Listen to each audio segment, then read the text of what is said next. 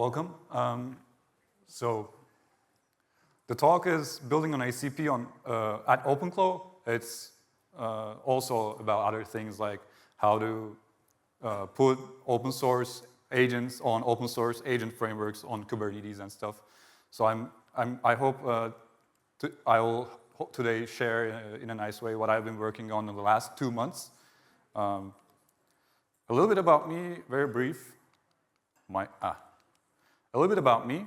I've been building harnesses since a few months before ChatGPT came out. I built a Jupyter Lab extension over OG codex model, like DaVinci Code 2, back in the days that eventually, so I'm currently working for a startup, and that initial coding harness turned into its current harness over time, like a ship of Theseus. It got ripped apart and put back together so many times.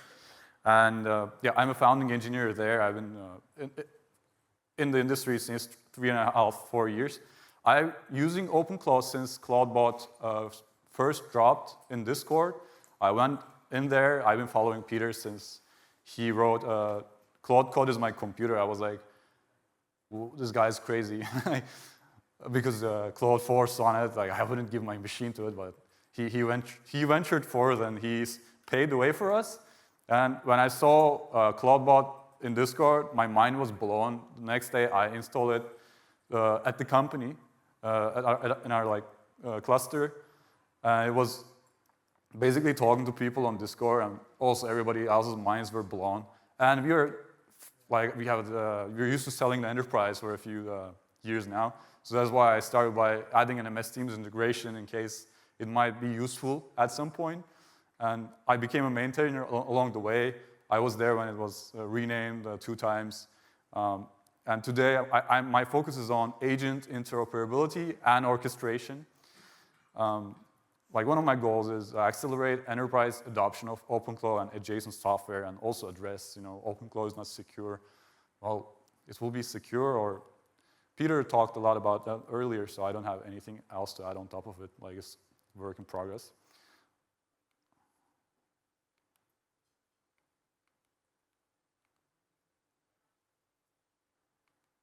Sorry.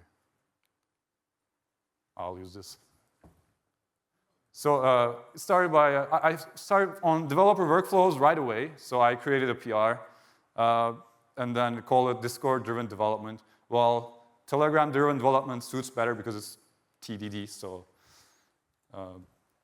and then right after I set it personally, and I realized, Opus is not so reliable for complex. It wasn't back in the days. It's now better.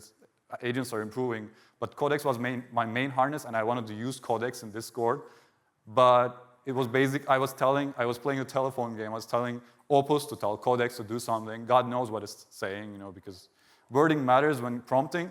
But it was working somehow, and I would go and look at the Codex session, and then it paraphrased kind of what I was saying. But eventually, I got some stuff done. But I knew this could be done much easier. And today I'm running a full IDE on Discord. We have parallel workloads. We have 1 to 5 channels. At any point, I'm working with 1 to 5 agents. So you see Codex 1 to 5, and then Claude is for testing the OpenClaw's ACP feature. And then, yeah, basically that's how some of my channels look like.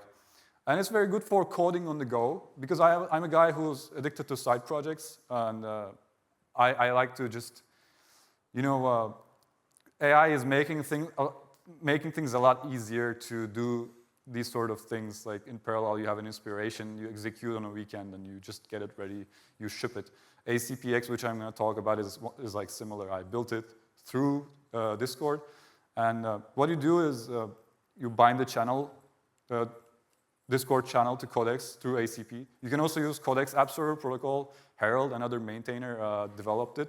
And here it is me using it before I'm flying to London to create a PDF about convert the docs of ACP into PDF. And then I have to say, put it in temp, because OpenClaw Codex doesn't know about the harness, and it cannot send me in Discord. So then I go to another channel and tell it to send it to me on that channel. So we are developers and our tools, we don't have time to polish them very well, but we know the advantages and disadvantages. What is ACP? So it's not, most people say, is it like MCP? MCP is for giving tools to the model. ACP is for standardizing agent-to-client interaction. It's shout out to Zed. I actually forgot to put Zed logo. Zed is building a new editor in Rust, more efficient, like lower memory usage, not Electron. So I'm using Zed also since last fall. And if you use Codex on VS Code or Cloud Code, they are all building different plugins. It's not exactly, it's like so much wasted work. If only you could just standardize them under one interface and you just build it once and then you ship it. And that's what the idea they had. It's also more, it's much less duplicated work. There are competing standards. So agent protocol, that's for agent talking to agent. ACP, agent client protocol, is for human talking to agent, but agent can use the human one to talk to other agents as well. In the long run, as these protocols get adopted, we will support all of them. We will weigh the advantages, and then we will use them somehow. But when I chose ACP because when I needed the most, I needed adapters for Codex and Cloud Code, and only Zed had built them, and Google didn't have them back at the time, so that's why I chose it. When you're adding in functionality to OpenClaw, you do it through a CLI. So I said, okay, let's create a CLI for ACP. Let's an agent call any other agent over the command line. So that's how it started, and it's slowly turning into a Swiss Army knife for ACP, as I will show in a bit.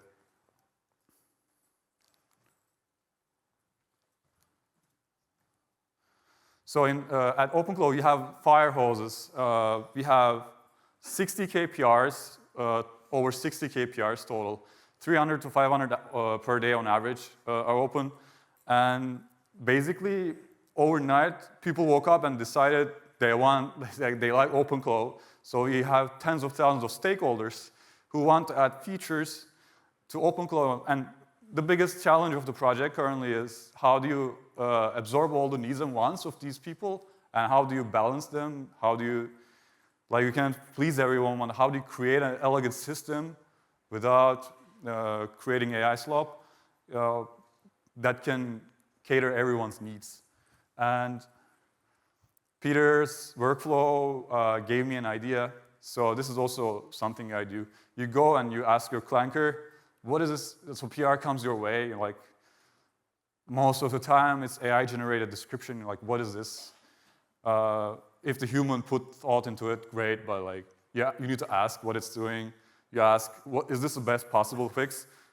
Most of the time it's no, and then you either continue this, he wrote it, you do some back and forth with the agent.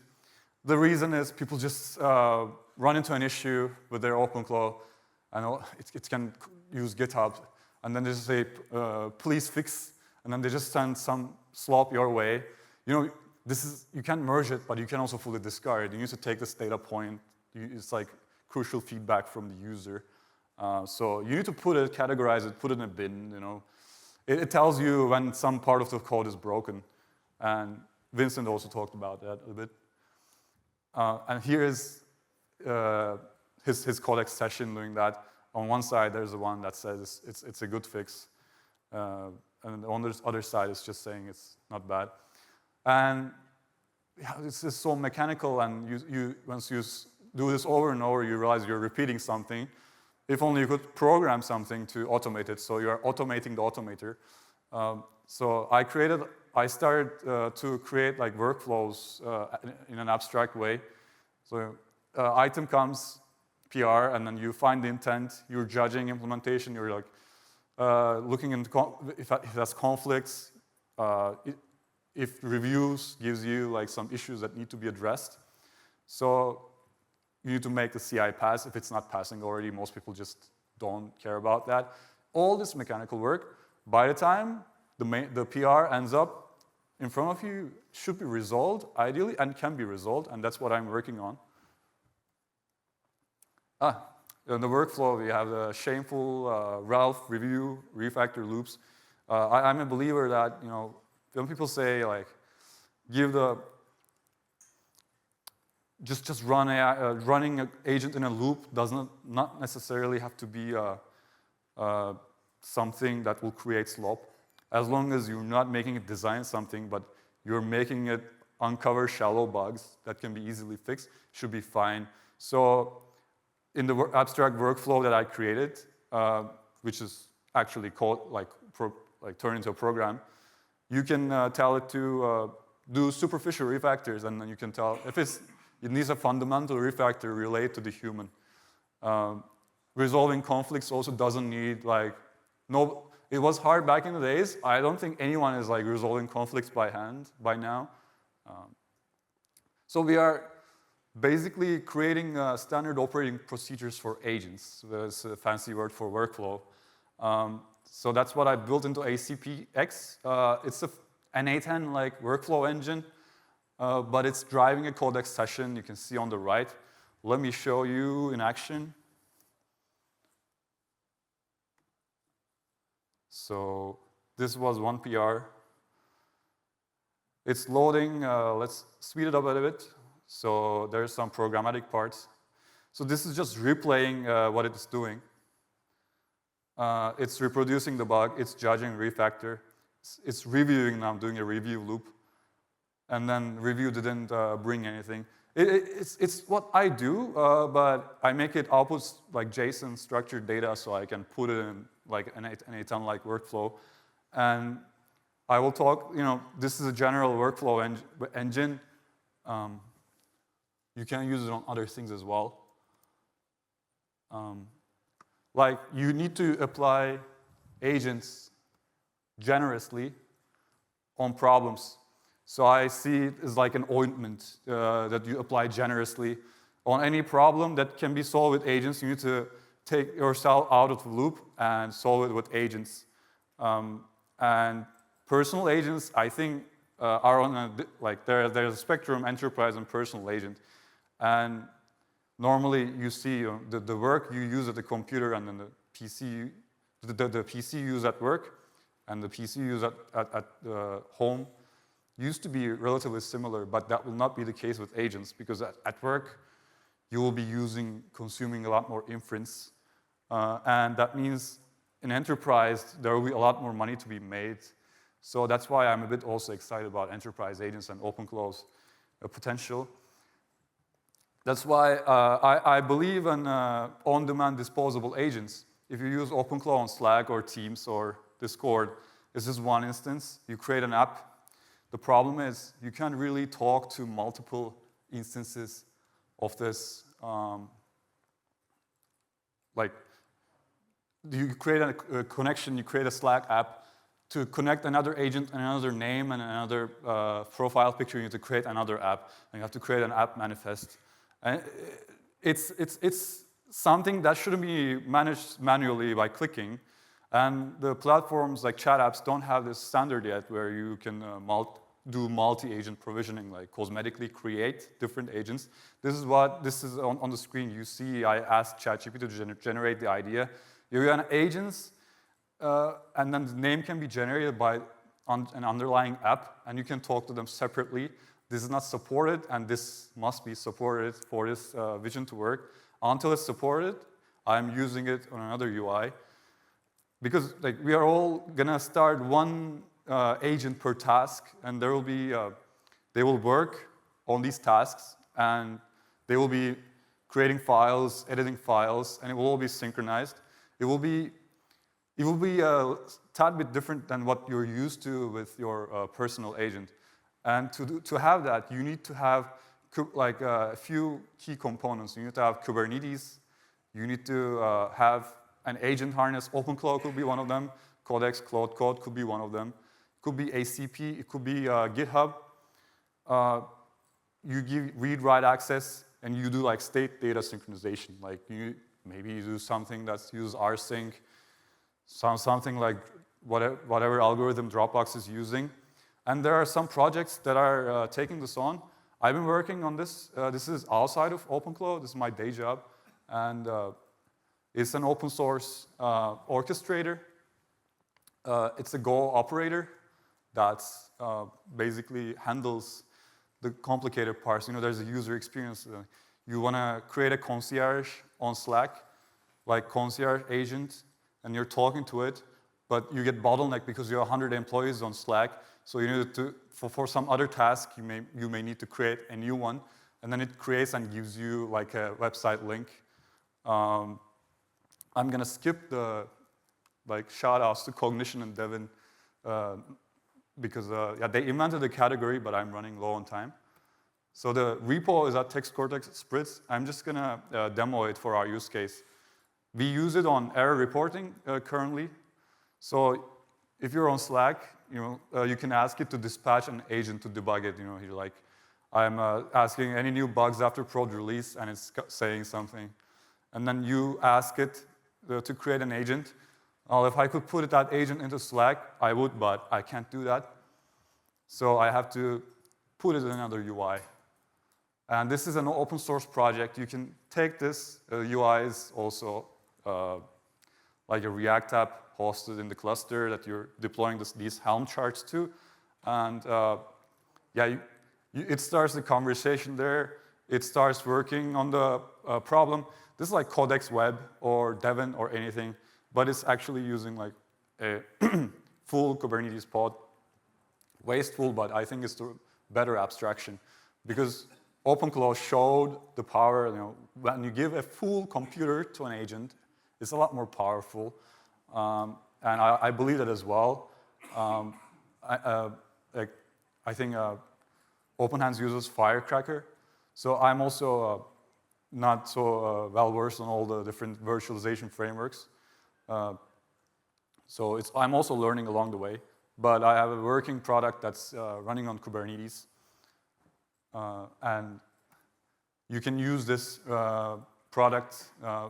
If you're interested in deploying it internally and using Codex on the web, and then just spin things off. If you're like, I don't know, a backend, if you have an open source project, first of all, I can help you set this up.